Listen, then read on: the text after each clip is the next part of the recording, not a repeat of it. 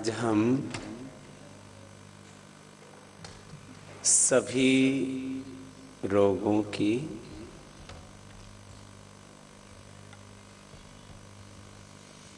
योग, आयुर्वेद, प्राकृतिक चिकित्सा, जिसको आजकल नेचुरोपैथ एक बहुत बड़ा शब्द उसके लिए प्रयोग होने लग गया है, और नाड़ी चिकित्सा जिसके लिए एक्यूप्रेशर शब्द का प्रयोग होने लगा है। इन चार बातों को ध्यान में रख करके और एक एक बीमारी के बारे में आपको संकेत करेंगे। कुछ छूट जाएगा तो आप पूछेंगे तो उसको उत्तर दे दिया जाएगा। एक पुस्तक है औषध दर्शन, और ये जो पुस्तक है इसमें पिछले 20 वर्षों में हमने चिकित्सा के ऊपर जितने भी प्रयोग किए वो लाइन ऑफ ट्रीटमेंट इसके अंदर लिखी हुई है। हमारा प्रयास तो ये रहता है कि कोई भी रोगी ना हो। दुनिया में कोई ऐसी पैथी नहीं है, दुनिया में कोई ऐसी दवाई नहीं है जिसके माध्यम से ये काम किया जा सके कि किसी को कोई रोग ही ना हो। योग इस मामले में 99% मदद करता है। 99 में इसलिए बोल रहा हूं, कई बार कोई पीछे के कर्माशय का वेग है, इतना सबल होता है कि भोगना ही पड़ता है।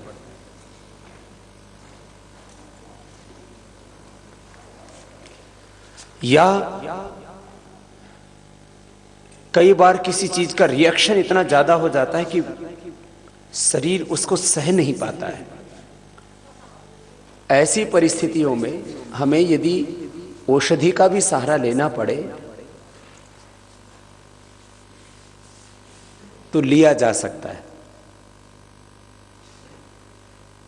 अन्यथा 99% हम योग के द्वारा अपने रोगों का संपूर्ण समाधान कर सकते हैं। अब रोग कितने तरह के होते हैं?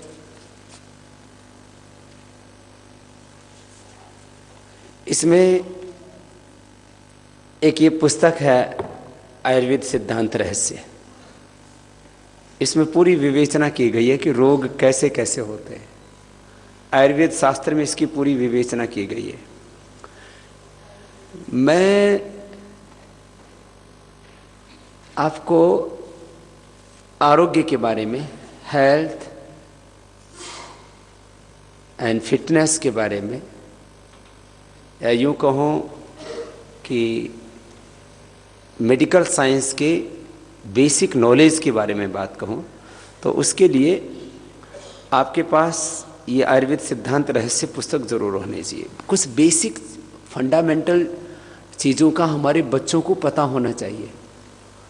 मैं देख रहा हूँ आजकल आम लोगों को तो हेल्थ के बारे में नॉलेज, अवेयरनेस, एजुकेशन वो लगभग 0.1% है। अभी थोड़ा बहुत लोग जानने लगे हैं, नहीं तो हम चीज़ें खा रहे हैं। खाने की ज़्यादातर चीज़ों में आपको ट्रांस फैट मिलेगा। कोई भी चीज़ को जब हम तल करके बनाते हैं उस समय भी विशेष रूप से पैदा होता है। हम घर में भी यदि पूरी बनाएंगे तो ट्रांस फैट पैदा होगा। एक तो होता है फैट, एक होता है ट्रांस फैट। ट्रांस फैट सबसे ज़्यादा डेंजर होता है, जो हमारे हार्ट के लिए, ब्रेन के लिए, नर्वस सिस्टम के लिए बहुत, और कैंसर जैसी बीमारियों को पैदा करने के लिए बहुत बड़ा कारण है। और हम क्या करते हैं, एक बार पूरी तल ली, फिर इसमें दोबारा तल ली, फिर तीसरी बार भी तल ली, और तेल में तेल डालते गई, वो ट्रांस फैट और ज़्यादा मल्टीप्लाई होता चला जाता है। पूड़ी तल ली, फिर तेल वापस भर के रख दिया उसी बोतल में, फिर दोबारा उसका जो बचा फिर दोबारा भर के रख दिया, और उसमें पूड़ी तलते रहे और ट्रांसफैट बढ़ाते रहे, मल्टीप्लाई करके भीतर डालते रहे। फिर कहेंगे बाबा जी इसका सॉल्यूशन क्या है? सॉल्यूशन ये है कि तली हुई चीजें या तो बंद कर दो, या खानी भी है पूड़ी तो जितना उतना ही तेल डालो जितने में पूड़ी तली जाए, जो बाकी बच जाए उससे फिर दोबारा मत तलो, उसका छोंक आदि में प्रयोग करके खत्म करो उसको। अब ट्रांसफैट ऐसे मल्टीप्लाई होता है। पराठे खाते हैं हम, अब देखो आप घी खा सकते हो 2-3 चम्मच, और पराठे में 1 चम्मच भी जो डाला जाता है ना, जो ऊपर नीचे जो धुआं उठाने के लिए डालते हैं हम लोग कि थोड़ा ऊपर लगाया थोड़ा नीचे लगाया फिर तवे पे डाला फिर धुआं उठता है, तो दो धुआं तो भैया अपना भी उठेगा फिर। तो जिसमें ये जितना भी फैट को ना ऐसे तलते हैं ना, फिर उसमें ट्रांसफैट पैदा हो जाता है, वही फैट ट्रांसफैट में कन्वर्ट हो जाता है। अब ये सामान्य सी बात है। फिर अब देखो ना, एजुकेशन का लेवल देखिए आप, अनपढ़ लोगों से लेकर के पढ़े लिखे डॉक्टर, साइंटिस्ट, इंजीनियर, नेता, अभिनेता, सारे Coca Cola, Pepsi, Thums Up ये पी रहे।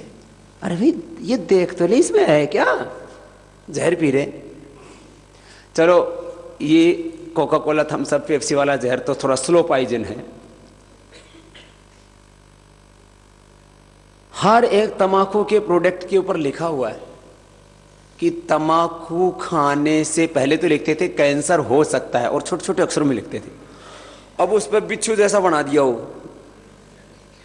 जो कैंसर को इंडिकेट करे, उसके ऊपर खूब बड़ा सा बना के, और फिर उस पर लिखते हैं हो सकता है नहीं, उस पर लिखते हैं तम्बाकू खाने से कैंसर होता है, डेफिनेटली होता है, ऐसा लिख दिया उसके ऊपर। फिर भी अरे ये तो लिखने में ऐसे ही लिखते रहते हैं, मेरा बापू खाता था, मेरा दादा खाता था, किसी को कैंसर थोड़ी हुआ, ये तो ऐसे ही कानून बना रखा है। और जब खुद को हो जाता है ना, होने के बाद मैंने देखा, होने के बाद फिर उसको हमने ठीक कर दिया कैंसर, फिर दोबारा खाना शुरू कर दिया। और एक को मैंने कहा भाई ये तम्बाकू खाना छोड़ दें।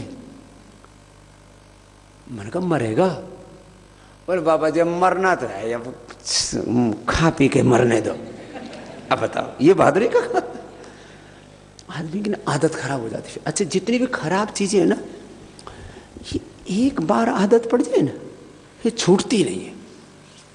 हम व्यायाम की आदत डालते हैं, जल्दी उठने की आदत डालते हैं, हम प्यार मोहब्बत की आदत डालते हैं, एक दूसरे से प्यार से बात करो, खुश रहो, ऐसे बहुत अच्छी अच्छी आदतें डालते हैं हम। अच्छा सोचो, पॉजिटिव सोचो, मेहनत करो, और जो है ऐसे हमेशा दूसरों के प्रति कृतज्ञता का भाव रखो, किसी की वाणी से भी हिंसा मत करो। अच्छी अच्छी बातें सिखाते हैं लोग, अभ्यास भी करना शुरू कर देते हैं। लेकिन ये हमारे वाला अभ्यास फिर छोड़ देते हैं। हमने 7 दिन आपको यहाँ उठाया अभी, ठीक है, घर जाते फिर देर से उठना शुरू कर देते हैं। हमने अच्छी आदत डाली फिर बुरी आदत शुरू। और एक बार किसी को दारू पिला दो फिर तो रोज पीवेगा, एक बार किसी को तम्बाकू खिला दो रोज खाएगा, एक बार किसी का चरित्र गिर गया फिर वो पता नहीं और कहां कहां गिरेगा, संभल नहीं सकता। ये कुछ ऐसा ही है जैसे पानी ना नीचाई की तरफ जाता है, उसको खड़ी भाषा में ढलान बोलते हैं। पानी ढलान की तरफ अपने आप ही चला जाता है, कुछ करने की जरूरत नहीं, छोड़ दीजिए। वो बोलते दड़ा छंट, एकदम फटाफट ऐसा गेड़ बनेगा, ऐसा प्रवाह बनेगा, बस भाग्या जाएगा पानी, रोका नहीं रुकता। नीचाई की तरफ तो आदमी ऐसे लुढ़कता है, मतलब बस ये गया और वो गया और मर गया। पानी पत्ता पेड़ से गिरता है नीचे की तरफ जाता है। अब पानी को ऊपर चढ़ाना हो तो क्या करना पड़ता है, पावर लगानी पड़ती है, मोटर लगानी पड़ेगी, कुछ ना कुछ करना पड़ेगा। और टंकी खाली करनी हो बस पाइप खोल दो, थोड़ी देर में खाली मिलेगी। ये आदमी का भी स्वभाव ऐसा ही है। गिरने में तो कुछ करना ही नहीं, बस गिरता ही जाएगा, एक के बाद दूसरा पतन पतन पतन, और उठाने के लिए बहुत मेहनत करनी पड़ती है। तो हमें चीज़ों को समझना है कि हमारे लिए क्या अच्छा है क्या बुरा है। क्या है, बुरी चीज़ें ना शुरू में बहुत अच्छी लगती हैं, कोई भी चीज़। इन बुरी चीज़ों की एक सबसे बड़ी विशेषता है, ये शुरू में अच्छी लगे, पता नहीं क्या चक्कर है। भगवान ने क्या परीक्षा ली आदमी की कि बुरी चीज़ें शुरू में बहुत अच्छी लगती हैं और फिर बाद में आदमी इनके चक्रव्यूह में फंस जाता है। और अच्छी चीज़ें ना शुरू में करने में यूँ लगा कि ये तो कुछ ठीक सा नहीं, जमा नहीं। जैसे आप लोगों को वही सब्जी जब उबाल के खिला दो ना,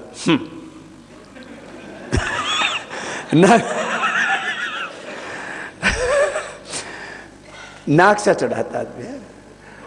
वही सारी चीजें जो आप घर में खाते हो, लेकिन उनको थोड़ा सादा कर दिया, उनकी ड्रेसिंग नहीं कर रखी है।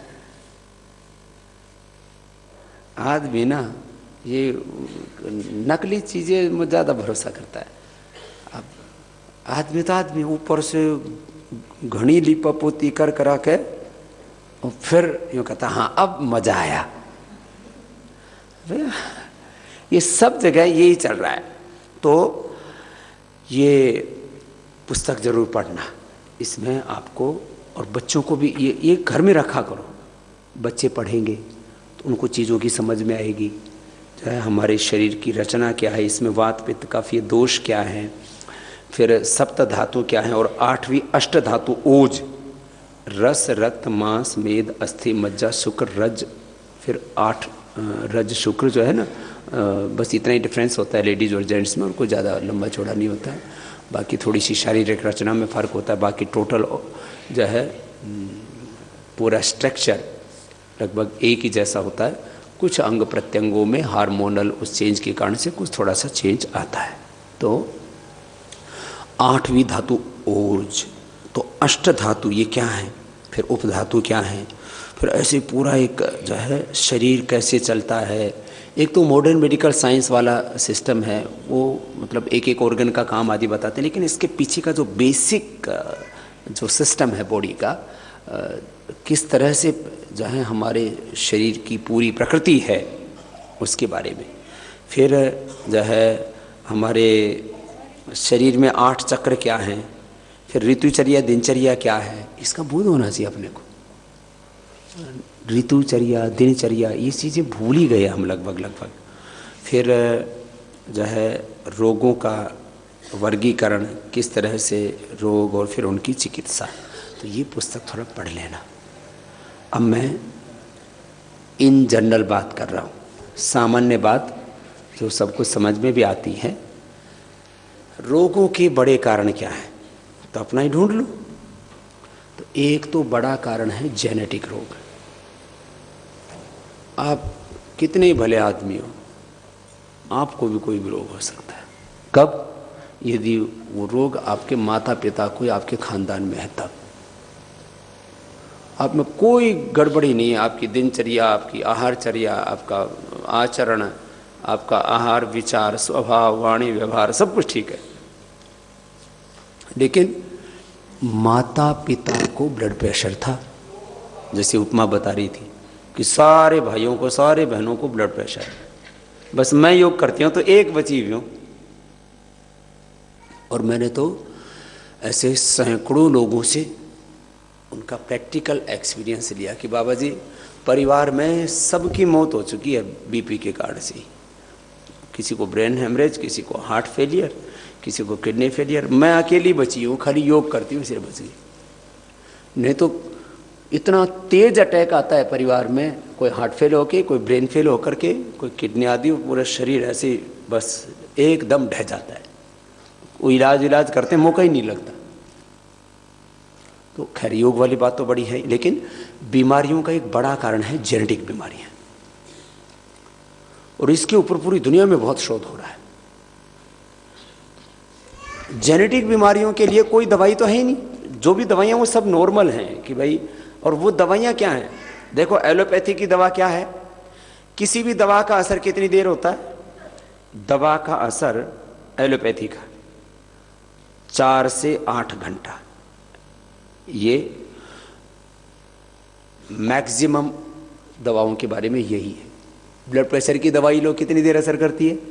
8 घंटा, बाद में दोबारा बढ़ जाएगा। शुगर की दवाई लो, 4 से 8 घंटा, फिर बढ़ जाएगा। और दवाई खाने के बाद स्ट्रेस ले लो थोड़ा सा, तो फिर तो तुरंत ही बढ़ जाएगा। मैंने इसलिए मैक्सिमम बोला उनकी कैपेसिटी। ब्लड प्रेशर की, शुगर की, थायराइड की दवाई का कितनी देर असर होता है? वही 4 से 8 घंटा फिक्स है। मैक्सिमम कुछ दवाइयाँ ऐसी बनाई गई हैं जिनका जो है मतलब 24 घंटा असर रहता है मैक्सिमम। फिर वो ऊपर की तरफ फिर जाने लगती है चीज़ें। जैसे T3 T4 TSH नहीं लोगे फिर बढ़ने शुरू हो जाएगा। कोलेस्ट्रॉल की दवाई नहीं लोगे तो कोलेस्ट्रॉल बढ़ना शुरू हो जाएगा। बीपी की दवाई नहीं लोगे तो बीपी तो तुरंत ये तुरंत बढ़ना शुरू हो जाएगा। शुगर तुरंत बढ़ना शुरू हो जाएगा। एसिडिटी तुरंत बढ़नी शुरू हो जाएगी। अब कोई भी दवाई खा लो, यही तो दवाई खाते हैं अक्सर हम। नींद की गोली खाते हैं, कितनी देर असर करती है? 4 घंटा। बहुत हैवी डोज ले लो तो 6 घंटा, और ज़्यादा हैवी डोज ले लो तो 8 घंटा, और ज़्यादा हैवी डोज ले लो तो फिर तो उठ ही नहीं पाओगे। राम नाम सत्य है। क्यों? इससे ज़्यादा असर कर दिया तो वो ब्रेन पर, हार्ट पर, लीवर पर, किडनी पर खराब असर डालेगी। तो ये भाई ये इलाज है या ये इलाज के नाम पर धोखा है। और आदमी बड़े हो रहे पढ़े लिखे लोग कि जी तो अंग्रेजी दवाई तुरंत असर करती है। भाई कौन सी बीमारी में करती है एक तो बता दे। ये तो खाली चीज़ों को अप एंड डाउन को थोड़ा बैलेंस किया है, ठीक कुछ नहीं हुआ है। तो दवाई के साइड इफेक्ट, बीमारी और बीमारी के साइड इफेक्ट, उसको बोलते कॉम्प्लिकेशन, ये रहते हैं। शुगर की दवा खाते खाते किडनियाँ खराब हो जाती हैं, आंखें खराब हो जाती हैं, हार्ट फेल होता है, न्यूरोपैथी होती है, नर्वस सिस्टम अंदर से खोखला हो जाता है, गैंग्रीन हो जाता है। तो शुगर की दवाई और इंसुलिन खा रहे हो भाई, तो साइड इफेक्ट रोक के दिखाओ ना। चलो भाई तुम क्योर नहीं कर सकते, कम से कम उसके साइड इफेक्ट तो रोक दो, बीमारी के कॉम्प्लिकेशंस तो रोक दो, दवाई के तो साइड इफेक्ट मत होने दो। देखो भाई कोई भी चीज़ है ना, शरीर कोई भी एंटीबॉडी को तो एक्सेप्ट करता ही नहीं है। शरीर में एंटीबॉडी कुछ भी डाल दोगे ना एकदम रिएक्शन का होगा, शरीर उसको बाहर फेंकता है एकदम से। हर एक जगह सेंसर लगे हैं, ब्रेन में, हार्ट में, लीवर में, किडनी में, पेट में, गले में, मुंह में, सब जगह सेंसर लगे हुए। वो एंटीबॉडीज को तो एक्सेप्ट करते नहीं, एकदम बाहर फेंकते हैं। बीमार शरीर में अंदर रोग भी पैदा हो जाता है ना, तुम दवाइयां तो बाद में करते हो। देखो 99% तो चीजें ऑटोमेटिक चल रही हैं। तुम्हें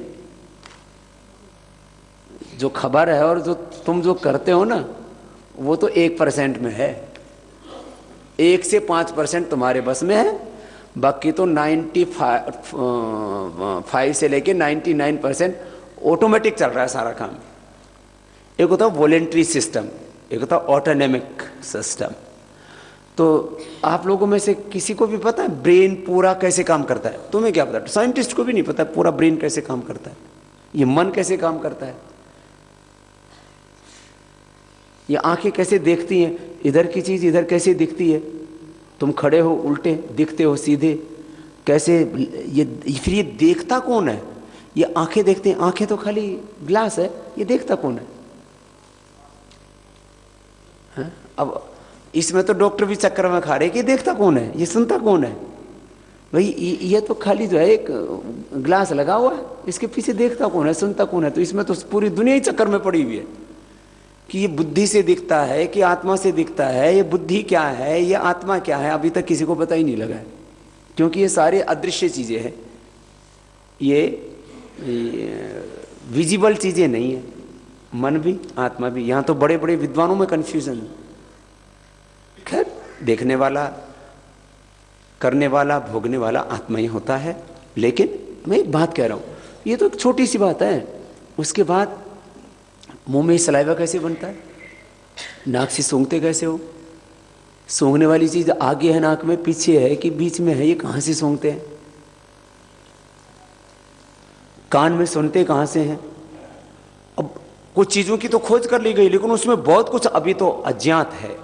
लीवर किडनी कैसे काम करते हैं, हार्ट कैसे काम करता है, नर्वस सिस्टम कैसे काम करता है, उसको कैसे रिवाइव किया जा सकता है, खोज तो बहुत की है।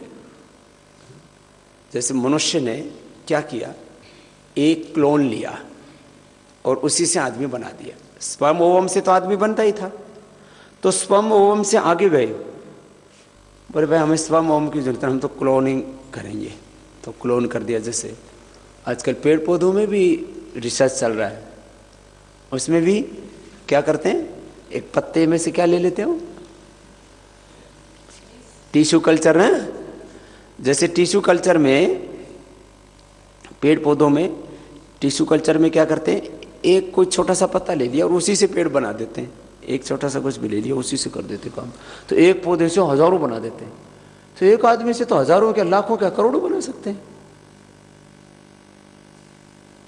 तो स्पर्म ओवम से तो बनते ही थे, फिर इन्होंने क्लोन से शुरू किया। फिर एक और ढूंढा, स्टेम सेल। देखो ये बड़ा इंटरेस्टिंग है, ये स्टेम सेल थेरापी चली आजकल। मैं आप अभी कुछ काम ना मुझे जो करने बाकी है, मैं देखो 4-5 बड़े काम बताता हूं जो मुझे साइंटिफिकली अभी प्रूव करना है। प्रैक्टिकली तो कर दिया है, साइंटिफिकली डॉक्यूमेंटेशन करना है खाली। मैं कहता हूं प्राणायाम करने से हमारे भीतर एक्स्ट्रा स्टेम सेल पैदा हो जाते हैं और वो डीजनरेटिव सेल को रीजनरेट करते हैं, लेकिन इसको मुझे अभी प्रूव करना है। जैसे पैरालिसिस वालों को आजकल स्टेम सेल थेरापी देते हैं, जिससे कि उनका डीजनरेट हो गया ना, जो भी नर्वस सिस्टम, कोई पार्ट, वोकल कॉर्ड है तो आधा वोकल कॉर्ड पैरालिसिस हो गया। इसका मतलब वहाँ के सेल, वहाँ के टिश्यू वो फ्यूज हो गए, अब उसको रीजनरेट करना है। तो बोले स्टेम सेल है ना, वही फिर रीजनरेट चीज़ों को करते हैं। तो बॉडी की कैपेसिटी उससे ज़्यादा उसमें ऑटोमेटिक तरीके से, मैंने बिना किसी प्रयत्न के, वो उससे ज़्यादा एक्टिव नहीं होते स्टेम सेल।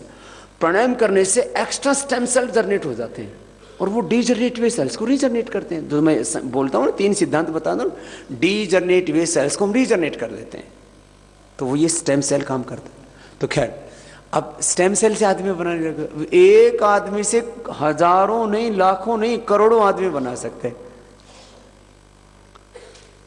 अब उनको करोड़ों रामदेव बनाने हो तो बना सकते हैं, हजारों बना सकते हैं, लाखों बना सकते हैं, लेकिन मेरे जैसा एक नहीं बनेगा, मैं गारंटी देता हूं।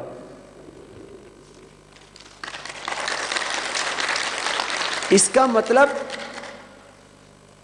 जो है, तुम फिजिकल ट्रांसफर कर सकते हो चीजों को, उसमें आत्मा तो नहीं है ना, वो कहां से लाओगे। मेरी आत्मा मेरे साथ रहेगी, मेरी आत्मा उसमें नहीं जाएगी। बच्चे में भी तुम्हारे शरीर का फिजिकल पार्ट जाता है, आत्मा उसकी नहीं आती है कि माँ बाप की दोनों की आत्मा मिलके एक आत्मा में होगी। आत्मा नहीं आती है। ये आत्मा की सिद्धि का सबसे बड़ा प्रमाण है। एक बहुत बड़े डिस्कशन के मुद्दे हैं ये, कि आत्मा होता है कि नहीं होता। तो कुछ लोग कहते हैं बस शरीर, इंद्रियां और बुद्धि, बस ये 3 ही तत्व हैं, चौथी चीज नहीं है आत्मा, और फिर परमात्मा तो है ही नहीं। तो ये मैं एग्जांपल दे रहा हूं, मैंने तो इसके ऊपर बहुत बहसें की साइंटिफिकली, ऐसे नहीं कि जो है यदि केवल इसी से होता है तो मेरे जैसा उसमें दिमाग पैदा करो, मेरे जैसी मेहनत उसमें पैदा करो, मेरे जैसा स्वभाव पैदा करो, मेरी जैसी उसमें वाणी लेकर के आओ, और जैसे मैंने लड़ाइयां लड़ी हैं और अभी भी लड़ रहा हूं और आगे लड़ने वाला हूं, वैसे उसको तैयार कर दो, तो धरती तो स्वर्ग बन जाएगी।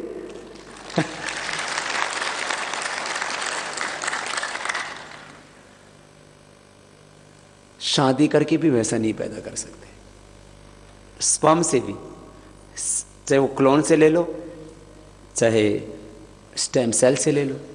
दुनिया में कोई साइंस ऐसा नहीं बनी आज तक जो उसका प्रतिरूप बन जाए, हूबहू वो बन जाए। फिजिकली तो तुम बना सकते हो, लेकिन उसमें वो आत्मा कहां से लाओगे, वो संस्कार कहां से लाओगे। आत्मा का अपना एक सामर्थ्य बहुत बड़ा, अनादिकाल का कर्माशय, संस्कार, वासनाएं उसके साथ जुड़ी होती है। और अभी तो मैं व्याधियां ठीक कर रहा हूँ ज़्यादातर लोगों की। अब मैं थोड़ा समाधि की तरफ भी ले जाना चाहता हूँ। एक योग में ये पद्धति है कि आप इस अनादिकाल से चले आ रहे वासनाओं को, संस्कारों को और कर्माशय को क्षीण कर दें और इन सब से मुक्त हो जाएं। माने एक क्षण के लिए भी आप दुखी ना हो।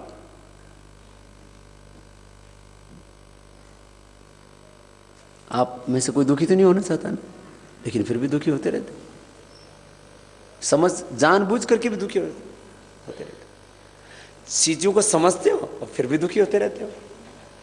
खैर, अब मैं बात ये कर रहा था, ये तो हमारे शरीर की तो इतनी, मैं यदि इसके बारे में बात करूंगा तो शरीर, फिर इसमें एक एक सेल, टिश्यू, ऑर्गन, उनके द्वारा बना हुआ पूरा सिस्टम, फिर कैसे वो वर्क करता है, इतना रहस्यपूर्ण रोमांचक है ये तो, जो है ना, मतलब इसमें और उत्सुकता बढ़ती जाती है। फिर ये कैसे क्या हो रहा है, इससे आगे फिर इंद्रियों की सूक्ष्म शक्तियाँ, फिर उसके आगे मन, फिर आत्मा की शक्ति है, तो बहुत महत्वपूर्ण चीज़ें हैं और बड़ी रहस्यपूर्ण रोमांचक है। और इससे एक जो दिख रही है दुनिया, इसके आगे की नई दुनिया है, सूक्ष्म जगत बहुत बड़ा है। खैर, तो बीमारियों के बारे में मैं बात कर रहा था। एक तो बीमारियां होती हैं जेनेटिक बीमारियों का भी मैंने जो अभी तक किया वो आपको बता रहा हूँ। जेनेटिक बीपी ठीक हो जाता है, जेनेटिक शुगर ठीक हो जाता है, जेनेटिक थायराइड ठीक हो जाता है, जेनेटिक कैंसर तक ठीक हो जाता है। माने लगभग अभी जैसे कुछ बीमारियों का तो हम पूरा क्योर नहीं कर सके हैं अभी,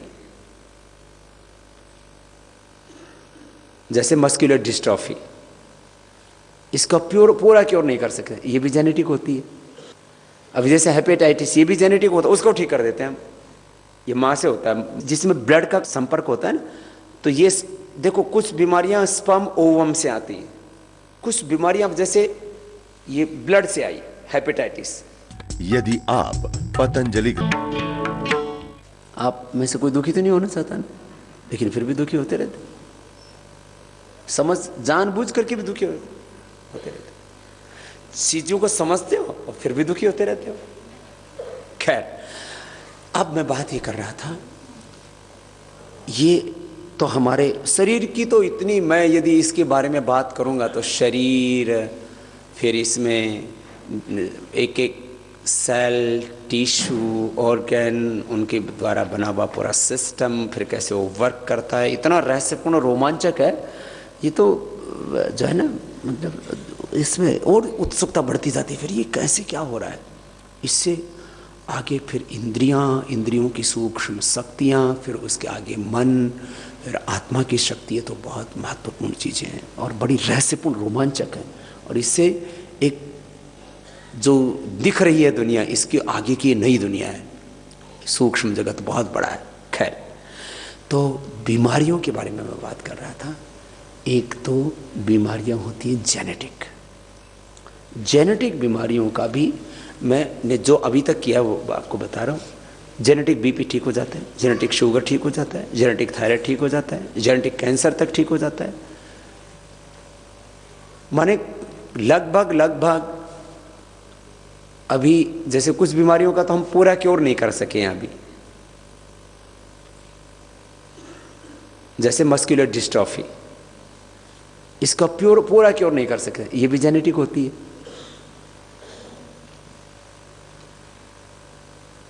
अभी जैसे हेपेटाइटिस, ये भी जेनेटिक होता है, उसको ठीक कर देते हैं हम, ये माँ से होता है, जिसमें ब्लड का संपर्क होता है ना। तो ये देखो, कुछ बीमारियां स्पर्म ओवम से आती हैं, कुछ बीमारियां जैसे ये ब्लड से आई, हेपेटाइटिस ब्लड कहाँ गया, पिता के ब्लड से नहीं आएगी। पिता को यदि हेपेटाइटिस है तो बच्चे को नहीं आएगा, माँ से आएगा। क्यों? क्योंकि माँ का ब्लड नाभि के माध्यम से बच्चे के अंदर जाता है, तो उसको वो इन्फेक्शन हो जाता है अंदर ही, वो हेपेटाइटिस उससे भी हो जाएगा, किसी को ब्लड डोनेट किया उससे भी हो जाएगा, दूसरी से भी आ जाएगा। तो जेनेटिक माँ से आया। खैर, जितने भी जेनेटिक बीमारियां उनका समाधान हो जाता है, क्योंकि इसका भी हम वैसे भी पूरा समाधान नहीं कर सके हैं, कुछ कंट्रोल किया है हमने अभी मस्कुलर डिस्ट्रॉफी का। ऐसे ही थैलीसीमिया, माइनर थैलीसीमिया तो हमने अच्छा कर दिया, और वो तो जेनेटिकली भी माइनर थी। देखो जितना अच्छा कर दिया ना वो दोनों में अच्छा होगा। माइनर थैलीसीमिया जेनेटिकली भी है तो भी हमने अच्छा कर दिया, लेकिन मेजर थैलीसीमिया में अभी हमें प्रॉब्लम है, अभी उसमें थोड़ी दिक्कत है। ऐसे मुश्किल से 2-4 रोग हैं, ऐसे 4-5 रोग हैं जिनके बारे में अभी हम फुल कॉन्फिडेंट नहीं हैं। इस पर तो काम करने की ज़रूरत है, लेकिन जैसे मैं कहना और क्या काम करने की ज़रूरत है, तो जैसे अभी मैं आपको 8-10 बीमारियों के बारे में बताता हूँ। जैसे मैं कहता हूँ कपालभाति करो और गांठ घुल जाती है। अभी तक मुझे ये नहीं पता लगा कि ये गांठ घुलती कैसे है। ये तो पता लग गया कि ये करो और ये हो जाता है। तो अभी तो मैं इतनी बात कहता, मैंने कहा देखो भाई हम तो जमींदार आदमी हैं, हमको ये पता है कि एक दाना सरसों का डालो उसके 1000 हो जाते हैं। 1 किलो डालो 1000 किलो हो जाती है सरसों। अब एक के 1000 कैसे होते हैं, मुझे तो आज तक एक भी कोई साइंटिस्ट नहीं मिला जो ये बताता हो कि एक सरसों का दाना डाला और उसमें से फिर जो है पौधा तैयार हो गया। उसमें से वो 1000 दाने कैसे आते हैं, वो मल्टीप्लाई तो एक से ही हो रहे हैं और कुछ नहीं है, वो कोई टिश्यू कल्चर नहीं है। एक दाने से 1000 दाने कैसे होते हैं, और फिर नीचे मिट्टी से तो लेते हैं पानी और गैसेज, बस इतनी, और कुछ न्यूट्रिएंट्स माइक्रो न्यूट्रिएंट्स खींच लेते हैं पानी के साथ ही, वो मिले हुए होते हैं। उसमें तेल कैसे बन जाते हैं बताओ। आज तक कोई भी साइंटिस्ट मुझे ये नहीं बता सका कि वो मिट्टी और पानी से तेल कैसे बनता है। कोई भी साइंटिस्ट ये नहीं बता सका हम गाय को चारा खिलाते हैं उससे दूध कैसे बनता है। कोई भी साइंटिस्ट ये नहीं बता सका कि वो बता देते हैं कि इसके कंटेंट ये है ये है ये है, इससे इसमें ये फैट में इतने चीज़ें और वो सारी मिट्टी में हैं। और अरे वो मिट्टी में तू बना दे ना, फिर तू मिट्टी ले, तुझे मिट्टी देते हैं पानी देते हैं, बना दे दूध। तुझे मिट्टी देते हैं पानी देते हैं, बना दे सरसों का तेल बना दे, नारियल का तेल बना दे। वो जो है ब्लड है। अब जैसे ब्लड के बारे में कंटेंट्स बता देंगे उसके, उसमें ये है ये है ये है, ये उसके कंपोनेंट्स हैं, इतने उसके उन एक्टिव कंपोनेंट्स को ये उनका स्रोत है, ऐसी ऐसी चीज़ें खाओ तो उससे बन जाए। लेकिन आज तक कोई भी एक भी साइंटिस्ट दूध की एक बूंद नहीं बना सका, खून की एक बूंद नहीं बना सका, एक बूंद तेल नहीं बना सका। अब मैकेनिज्म पता भी लग जाएगा तो ठीक है, पहली बात तो पता लगना भी बहुत मुश्किल काम है। कुदरत की कुछ चीज़ों का तो आज तक पता ही नहीं है, बस हम रिजल्ट देख लेते हैं। तो रिजल्ट तो हमने देख लिए जमींदार की तरह। 1 किलो सरसों बोई 1000 किलो होगी, हमको नहीं पता, हमने दाना डाला था उसमें से 1000 पैदा हो गए। अब उसकी फिलोसफी क्या है, उसका मैकेनिज्म क्या है, उसका साइंस क्या है, मेथड क्या है, प्रोसीजर क्या है, ये हमको नहीं पता। होता है भाई, तो हम जैसे बताते हैं चलो यहाँ की पेट की गांठ खत्म हो तो आदमी को समझ में आए कि भाई यहाँ तो ये हो रहा है, गति हो रही है, तो यहाँ यूट्रस में गांठ थी, ओवरी में गांठ थी, पॉलीसिस्टिक ओवरीज थी, किडनी में गांठ थी, पेनक्रियाज में गांठ थी, पेट में गांठ थी, तो समझ में आ जाता है। ब्रेस्ट में भी गांठ, अब ब्रेस्ट में तो कोई एक्सरसाइज नहीं हो रही, ब्रेस्ट की गांठ खत्म हो जाती है। हाथ में तो कोई एक्सरसाइज ही नहीं हो रहा, अब यूँ बैठे हैं, अब हाथ हिल भी नहीं रहा और गांठ यहाँ की घुल गई, गांठ यहाँ की घुल गई। शुरू में मेरे से माँ ने पूछा, बोले बाबा गोड्डा दुख है। मैंने कहा कपालभाति कर ले। बोले बाबा पेट थोड़ी दुख है कि पेट हिलाऊंगी तो पेट ठीक होगा, गोड्डा कैसे ठीक होगा। ये तो गांठ की बात नहीं कह रहा हूं। तो मैंने कहा माँ इसमें जो गोड्डा घिसता है ना, इसमें जो कार्टिलेज है वो प्रोटीन से बनता है, हड्डी कैल्शियम से बनती है। तो यूं करेगी तो इधर से कैल्शियम प्रोटीन आंत के द्वारा मिलेगा और वो जाके इधर असर करेगा। बोले बाबा कुछ बात हो सके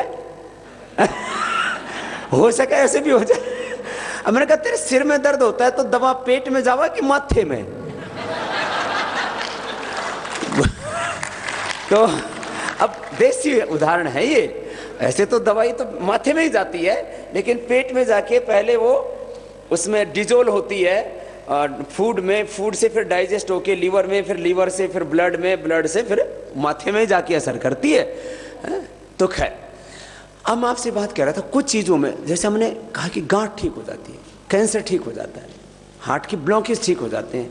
तो इसमें जो पूरा मैकेनिज्म है ना, कुछ कुछ तो मुझे स्पष्ट है, लेकिन कुछ कुछ अभी, अब जैसे फेफड़ा का कोई भी रोग है, मैं सीधा बताता हूं,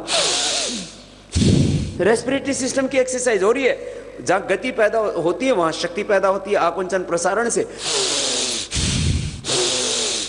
ये मैकेनिज्म सीधा है। लंग पावरफुल होगा ना, अब हाथ की एक्सरसाइज करो तो हाथ मजबूत होंगे।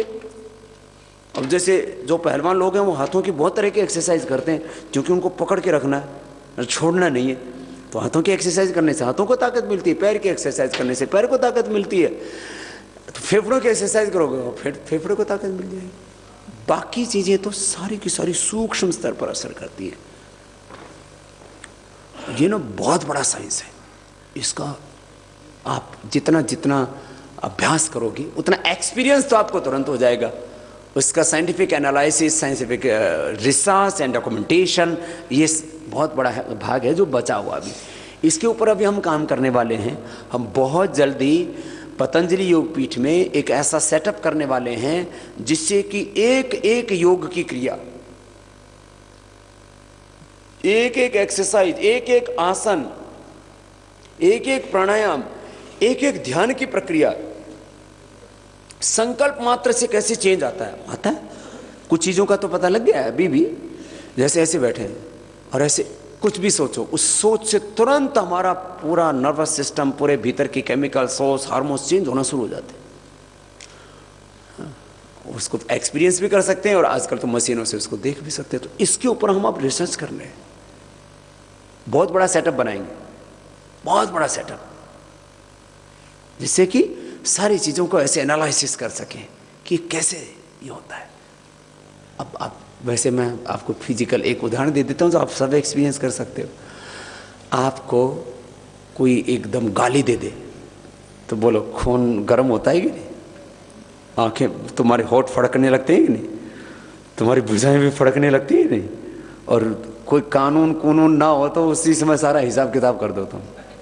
क्या हुआ था भाई, क्या हुआ था बोलो, गाली तो दी थी, तो भीतर कुछ केमिकल थोड़ी गया, कुछ खाया नहीं, कुछ पिया नहीं, कोई दारू नहीं पी, कोई बीड़ी नहीं पी, सिगरेट नहीं पी, कोई जहर नहीं खाया, कोई अमृत नहीं खाया, खाली एक शब्द यहां टच हुआ, या फिर कोई दृश्य अच्छा या बुरा आपने देख लिया उसका। ये सब होता क्या है, विचार भी केमिकल में कन्वर्ट हो जाते हैं, कोई भी विचार। ये जो हम खाने पीने में जो केमिकल्स का यूज करते हैं ये तो बहुत थोड़ा असर करते हैं, सबसे कहते हैं ना भाई इनके तो विचारों में जहर घुला हुआ है। तो विचारों में बहुत बड़ा जहर होता है और बहुत बड़ा अमृत भी होता है। अब जैसे मैं इस समय आप लोगों को मेंटली प्रिपेयर करके एक पहला अच्छा इंजेक्शन लगाता हूँ अच्छे विचार का, आपको तैयार कर दिया, और उसके बाद में कोई भी गाली गुली कुछ भी दे आपको असर ही नहीं होगा। ये भी एक बात होती है।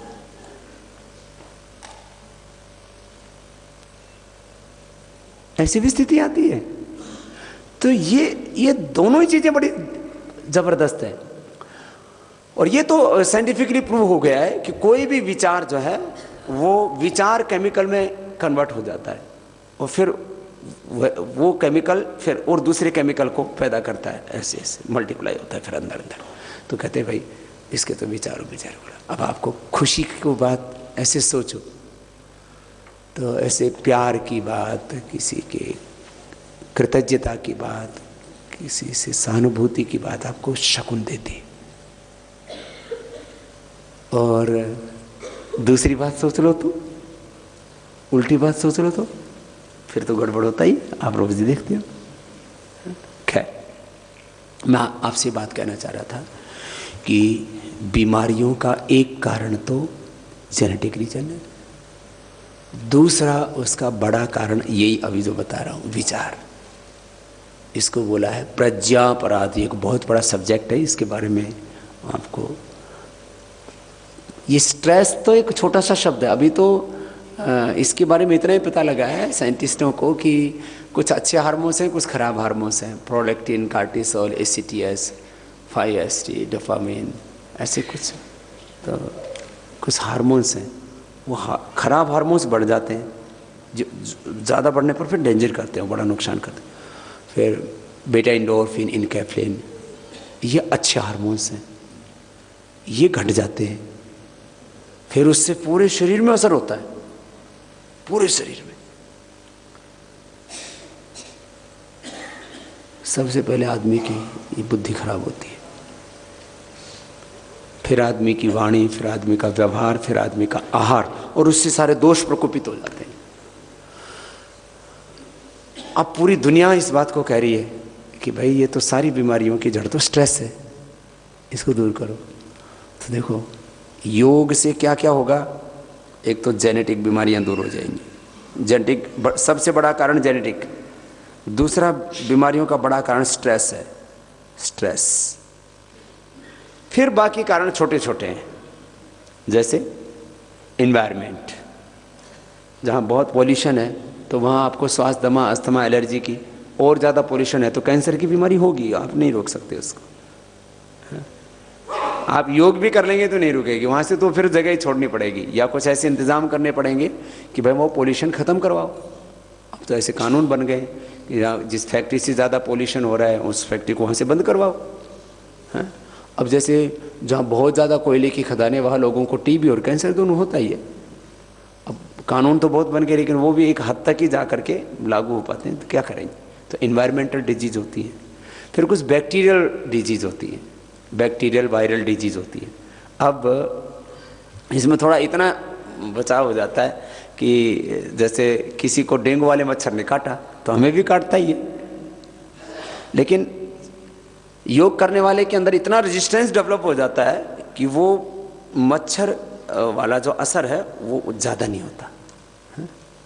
जैसे पहले ये शरीर में शक्ति पैदा हो जाती है ऐसी। जैसे पहले बोलते थे ना भाई कोई आदमी नमक नहीं खाता ना, जिसने कभी भी नमक ना खाया हो, बिच्छू भी काटेगा तो बिच्छू मर जाएगा, सांप काटेगा तो सांप मर जाएगा। तो फिर कुछ लोग कहते हैं ना, बोले भाई नमक तो थोड़ा खा लिया करो, जहर मारता है। थोड़ा खा लिया करो, जहर मारता है। मीन्स यदि हम नमक ना खाएं तो हमारे शरीर में रेजिस्टेंस बहुत बढ़ जाता है।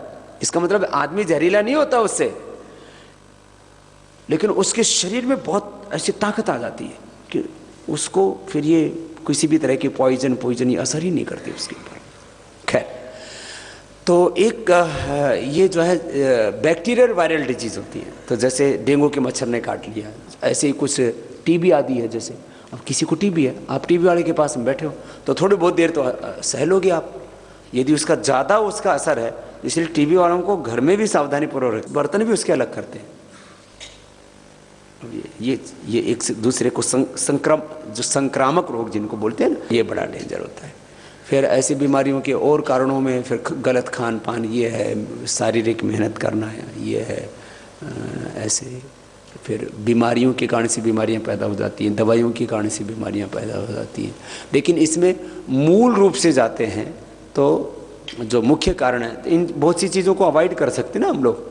फिर कुछ चपेटे में आ गए तो फिर तो इलाज करना ही पड़ेगा। लेकिन जो बड़े रीजन हैं उसमें एक रीजन है जेनेटिक और दूसरा रीजन है स्ट्रेस।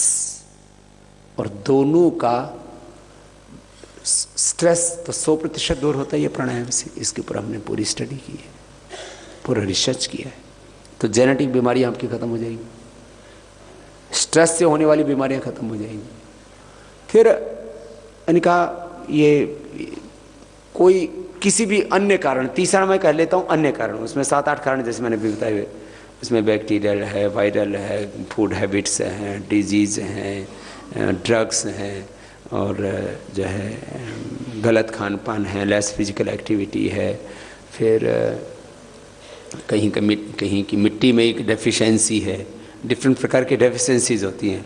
कहीं आयरन की डेफिशिएंसी है, कहीं कैल्शियम की डेफिशिएंसी है, कहीं vitamin A, B, C, vitamin D12, vitamin B12, vitamin D3, ऐसे डेफिशिएंसीज है। तो ये डेफिशिएंसी से भी रोग पैदा होते हैं, डेफिशिएंसीज। हाँ, ये भी एक बीमारियों का कारण। तो तीसरा कोई भी अन्य अन्य कारण कोई भी हो। तो जेनेटिक रीजन से आपको बीमारी है, स्ट्रेस से आपको बीमारी है, या कोई भी किसी भी तरह का अन्य कोई भी कारण, या डेफिशिएंसी है कोई। तो कुछ चीज़ों में अब देखो, जैसे बहुत ही कम हो गया किसी में आयरन, तो फिर तो लेना ही पड़ेगा ना आयरन आपको। बहुत ही कम हो गया vitamin B12, vitamin calcium, vitamin D3, ऐसे बहुत। अब इनको इसकी सोर्स है, तो योग करें और दिनचर्या अच्छी करें तो इन चीज़ों को मेंटेन कर सकते हैं। तो बात यह है कि ये सारी चीज़ें क्योरेबल हैं, 4-5 कुछ बीमारियों को छोड़ करके। जैसे मैं अभी उदाहरण दे रहा था आपको, मेजर थैलेसीमिया, मस्कुलर डिस्ट्रॉफी, फिर कई तरह की आजकल ना सिंड्रोम्स आ गए। आजकल एक बहुत चल पड़ा है सिंड्रोम। अब ये सिंड्रोम्स भी बहुत तरह के हैं, है ना, लेकिन इसका भी एक होता है हार्मोनल इम्बैलेंस। ये हार्मोनल इम्बैलेंस भी, ये भी एक बड़ा कारण है। तो इसमें सिंड्रोम्स में काफ़ी कुछ प्राणायाम से अच्छे हो जाते हैं, हार्मोनल इम्बैलेंसेस भी अच्छे हो जाते हैं और इतने ज़बरदस्त तरीके से ठीक होता है। तो योग वाला पक्ष तो बहुत सबल है, इसलिए मैं कहता हूँ आप 99% फोकस योग के ऊपर करो। फिर इसमें आगे की चीज़ आती है जी, इसमें जैसे योग, आयुर्वेद, नेचुरोपैथी, इसके बारे में ना एलोपैथी वालों ने इतना भ्रम फैलाया। अच्छा, इनके यहाँ क्या है कि एकदम से तो कुछ चीज़ों को ठीक कर देते हैं, जैसे ना BP, शुगर, थायराइड, कोलेस्ट्रॉल आदि एकदम से, जैसे फीवर है, कुछ चीज़ों को एकदम से ठीक करते हैं। फीवर तो एलोपैथी से ज़्यादा आयुर्वेद में वैसे अच्छा है। ज्वरनाशक वात है, ज्वरनाशक बटी है, गिलोय घनबटी है, महासुदर्शन घनबटी, सब चीज़ें बहुत जल्दी एलोपैथी से भी जल्दी ठीक करती हैं। खैर वो लंबी थोड़ी बात नहीं, लेकिन एलोपैथी वाले एक शोर मचाते हैं कि आयुर्वेद में असर धीरे धीरे होता है। तुम्हारे यहाँ असर कौन सी चीज़ में होता है वो एक तो बता दो। ये टेम्परेरी मामला है सारा। चाहे पेन किलर देते हैं, दर्द खत्म कहाँ हुआ? दर्द को महसूस कराने वाले जो एंजाइम्स थे उनको तुमने ब्लॉक कर दिया, तो घुटने में दर्द तो जो का तुम्हें, वो जो उसको एंजाइम को तुमने ब्लॉक कर दिया, तो फीलिंग नहीं हो रही। बस मैं बहुत दिनों से सुनता था, जिसका काम उसी को साझे दूसरा करे तो डंडाबाजी। मैंने कहा ये क्या है? बोले जी ऐसा हुआ है, घर में कुत्ता था, चोर आते तो भूखता था, तो मालिक जग जाता था और चोर चोरी नहीं कर पाते थे। तो एक दिन कुत्ता हो गया बीमार, वो बेचारा भौंक नहीं पा रहा था, तो पड़ोस में बंधा हुआ था गधा। उसने देखा भाई ये जब चोर आते थे तो ये कुत्ता भौंकता था, और भाई आज ये कुत्ता हो गया बीमार और चोर घुस गए, भाई चोरी करके ले जाएंगे, मालिक को जगा देता हूँ। वो भों भों भों करने लगा। मालिक उठा, बोला सोने नहीं देता रात को, 2-4 डंडे मारे, फिर सो गए और चोर चोरी करके ले गए। तो बोले भाई जो है यह हालत हमारी भी कहीं कहीं होती है। खैर,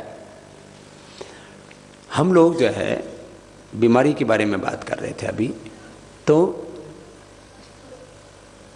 बीमारियों के बारे में एक भ्रांति फैला दी, आयुर्वेद में असर बहुत देर में होता है। किस में असर कम होता है भाई, बताओ जरा। भाई वहां जो असर हो रहा है, मैंने कहा वो तो असर कहां कर रहे हैं।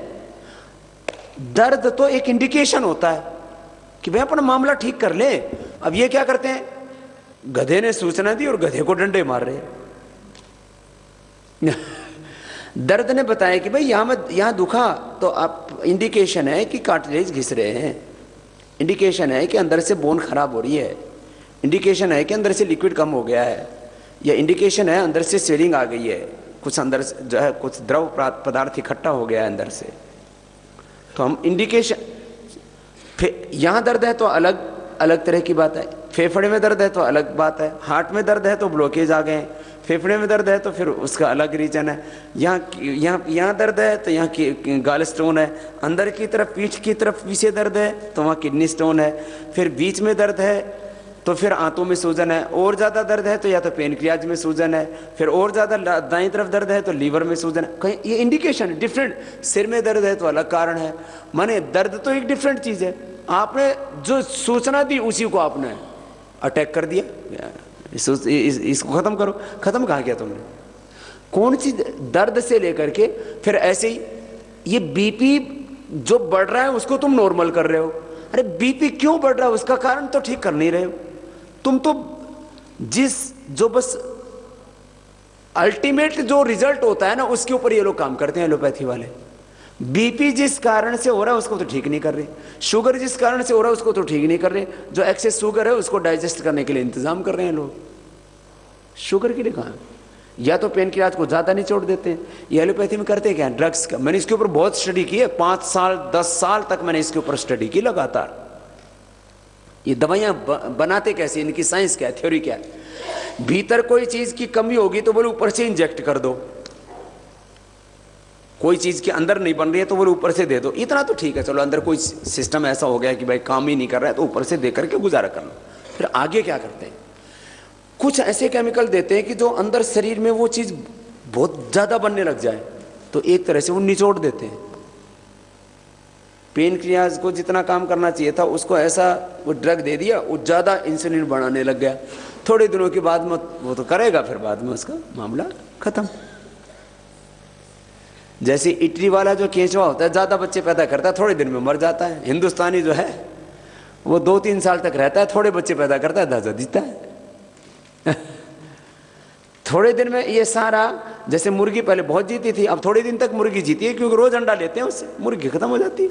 ये एलोपैथी वाली जो दवाएं देते हैं ना, पेनक्रियाज पे, कोई लीवर पे, हार्ट, किसी भी चीज की, वो हमारी बॉडी एक्सेस वर्क करने लग जाए या कुछ चीजों को जाकर के ब्लॉक कर देते हैं कि वो जो जहां कोई चीज ज्यादा बन रही है तो वहां जाकर के ऐसे चिपका देते हैं अंदर से।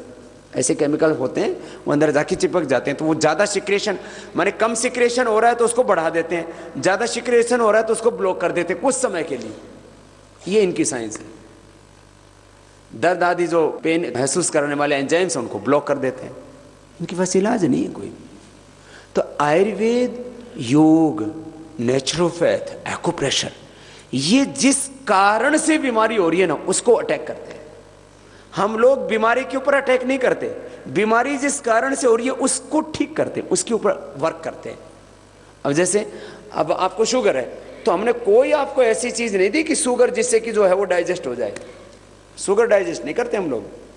बीपी जो बढ़ा हुआ है उसके ऊपर वर्क ही नहीं करते हम। बीपी किस कारण से बढ़ रहा है? बीपी बढ़ रहा है स्ट्रेस से, बीपी बढ़ रहा है हार्ट से, बीपी बढ़ रहा है लीवर से, बीपी बढ़ रहा है किडनी से, बीपी बढ़ रहा है थायराइड से, बीपी बढ़ रहा है नींद ना आने से। तो जिस कारण से बीपी बढ़ रहा है हम उसको ठीक करते हैं, ऐसे बीपी ठीक होता है।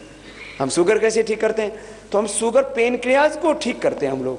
तो पेनक्रियाज के बीटा सेल्स को रीजनरेट करना स्टार्ट करते हैं, तो उससे पेनक्रियाज वर्क करना शुरू कर देता है, तो शुगर ठीक होगी। फिर हम दर्दें कैसे ठीक करते हैं?